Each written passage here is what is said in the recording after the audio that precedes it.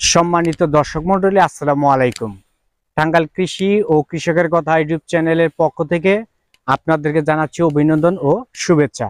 দর্শক মন্ডলী, এখন ধানের যে স্টেপ অর্থাৎ ধানের থুর আসার আগ পর্যন্ত অর্থাৎ ধানের যাদের 25 থেকে 30 দিন বয়স হয়েছে তাদের জমিতে আপনারা এখন খুবই ভালোভাবেই যে ধানের যে পোকা, ধানের মাজরা পোকা, ঘাস ফড়িং, পাতা মুচড়ানো এবং ধানের পাতা সাদার যে দাগ হয়, এটি মূলত ধানের যে বিভিন্ন ধরনের পোকার আক্রমণ, সেই আক্রমণগুলো আপনারা খুবই ভালোভাবে দেখতে পাচ্ছেন। তো দর্শক মণ্ডলী, আপনাদের ধানে সঠিক পরিমাণে যদি সার প্রয়োগ না করেন, অর্থাৎ জমিতে আপনার যে পরিমাণ ইউরিয়া সার প্রয়োজন হয় তার চেয়ে বেশি এবং ইউরিয়া সার প্রয়োগ করলেন, ডিএপি সার প্রয়োগ করলেন, কিন্তু জমিতে কোনো ধরনের পটাশ সার প্রয়োগ করেননি, যে কারণে আপনার ধানের গ্রোথ অধিক হচ্ছে, ধানের কালার অধিক সবুজ হওয়ার কারণে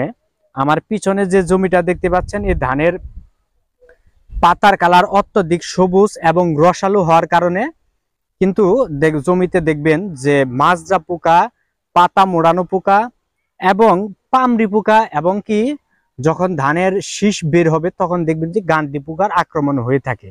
তো ধানের এই পোকাগুলো যদি সঠিকভাবে আপনারা দমন করতে না পারেন, তাহলে আপনারা দেখবেন যে ধানের মাঝখানে যে মাছ অর্থাৎ কাণ্ড, সে কাণ্ড কিন্তু আপনার জমিতে কেটে ফেলে দিয়েছে এই পোকায়।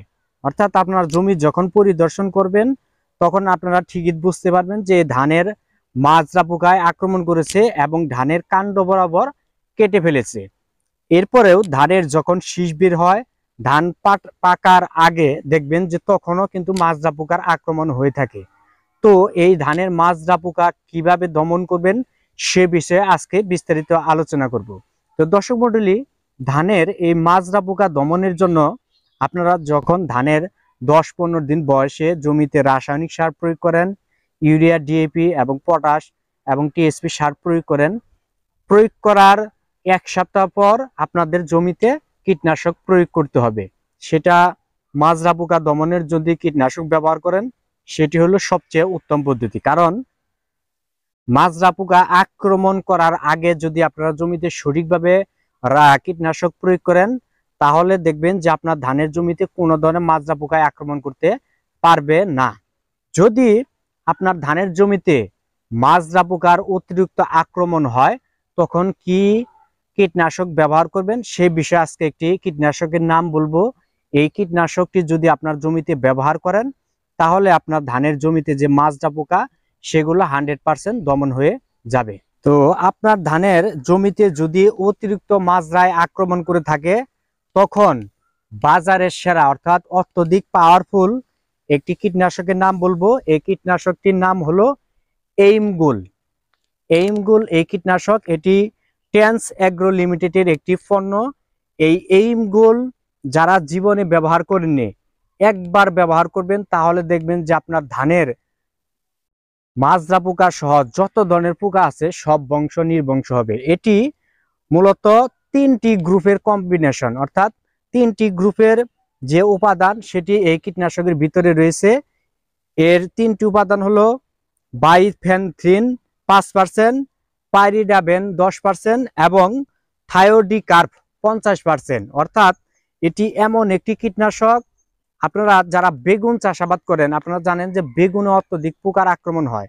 বেগুনের ডগা ছিদ্রকারী পোকা, বেগুনের ফল ছিদ্রকারী পোকা, অর্থাৎ বেগুনের যত ধরনের পোকা আছে এই এইমগুল একবার ব্যবহার করলেই 1 মাস পর্যন্ত আর ওই জমিতে কোনো ধরনের পোকায় আক্রমণ করতে পারে না।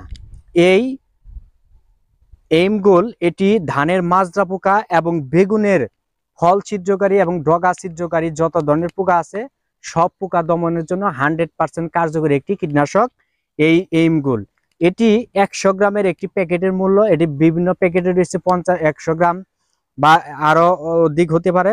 এই 100 গ্রাম এই এইমগুল এটি যদি আপনার জমিতে ব্যবহার করেন, এটি ব্যবহার করার পর আপনার জমিতে কোনো ধরনের পোকা থাকবে না, সব পোকা দমন হয়ে যাবে। তো দর্শক মণ্ডলী, ধানের মাজরা পোকা দমনের জন্য আপনারা বিভিন্ন ধরনের কীটনাশক ব্যবহার করতেছেন, এর ভিতরে সেরা একটি কীটনাশক হলো এইমগোল। ধন্যবাদ।